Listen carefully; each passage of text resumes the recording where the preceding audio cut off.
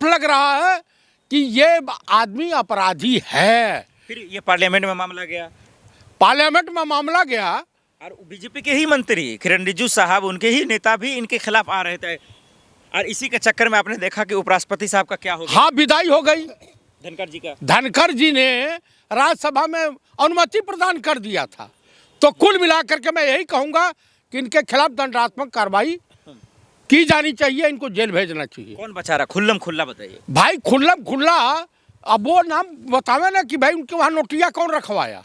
अच्छा, ऐसे ये हाल रहेगा तो ऐसे जजों पर से भरोसा खत्म हो जाएगा, यकीन। न्यायपालिका का देशवासियों का न्यायपालिका के ऊपर से विश्वास उठ जाएगा अगर ये इनको सजा नहीं मिली तो। कई जज हैं जो लड़कियों को लेकर आपत्तिजनक सब बयान दे देते हैं कि ये कपड़ा पहना, नारा पहना, इस तरीके के फैसले आने शुरू हो जाते हैं। देखिए, यहाँ पे ज़्यादा कोई पढ़ लिख लेता है तो पगला भी जाता है। इस तरह से नहीं करना चाहिए। किसी भी, तुम्हारी भी बेटी होगी, तुम्हारी भी पत्नी होगी, तुम्हारी भी बहन होगी। वही इलाहाबाद चले जाइए, वहाँ के भी कई जज हैं जो कहते हैं कि भाई कठमुल्ले, मतलब एक समाज को कठमुल्ले से पुकारते हैं। भाई, नहीं करना चाहिए। ये जो न्याय ऊंची कुर्सी संवैधानिक पद पर बैठा हुआ व्यक्ति इस तरह से घिनौनी हरकत करेगा, घिनौना कुकृत करेगा, तो भैया न्यायपालिका के ऊपर से जनता का विश्वास उठ जाएगा। लेकिन ऐसे मुद्दों को लेकर सब चुप भी तो रहता है। जब पार्लियामेंट में आवाज उठी, महाभियोग लाने की बात हुई, राष्ट्रपति जी तक बात चली गई, फिर भी कुछ नहीं हो रहा। भाई, कुछ होगा नहीं इन सबों का, क्योंकि उसके तार सरकार से जुड़े हुए हैं। फिर आगे ना आप वहीं चले जाते हैं बार बार। भाई, मैं ये पूछ रहा हूँ, सरकार में कौन बचाएगा, आप ही बताइए।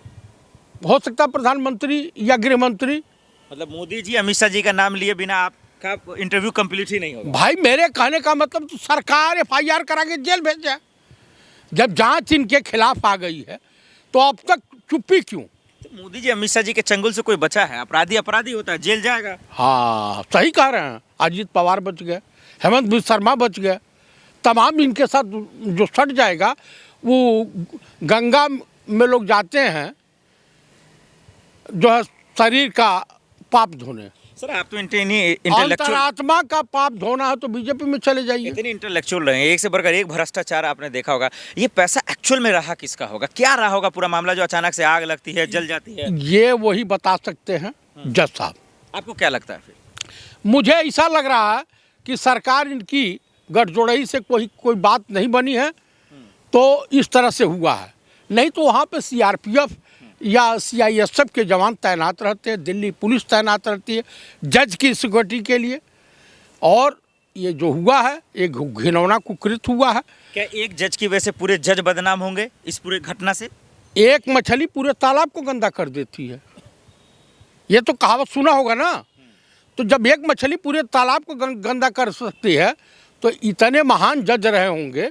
अब क्या रास्ता है कि कैसे इनको सजा मिल सकता है? रास्ता तो कुछ होगा। अब न्यायपालिका ही इसका प्रावधान करेगी। सुप्रीम कोर्ट ने तो झटका दे दिया, याचिका खारिज कर दिया उनका सुनवाई से, जो बचने के लिए डाला था उन्होंने। वो सपोर्ट के लिए डाले थे, लेकिन सुप्रीम कोर्ट को चाहिए कि तत्काल प्रभाव से FIR करा कि इनको जेल भेज दे। अच्छा, जस्टिस यशवंत वर्मा को इलाहाबाद से हटा दे पद से।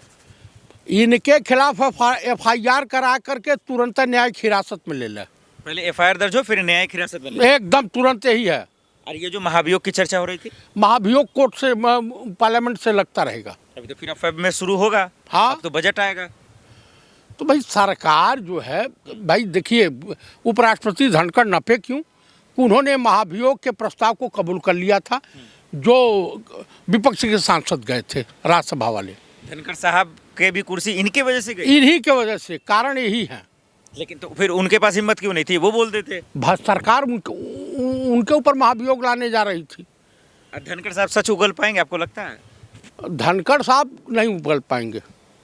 उन पे भी कोई दबाव है? नहीं, देखिए, कहावत है कि झुका हुआ जाट टूटी खाट किसी काम की नहीं है। आखिर में बता दीजिए कि जस्टिस यशवंत वर्मा को लेकर जो सुप्रीम कोर्ट ने तमाचा मारा है, इससे अब क्या होगा, लोग क्या समझे? न्यायपालिका अपनी साख बचाने के फिराक में है, ताकि जनता का विश्वास और जजों के ऊपर से न उठने पावे। अब इसका क्या रिएक्शन आएगा जस्टिस यशवंत वर्मा का?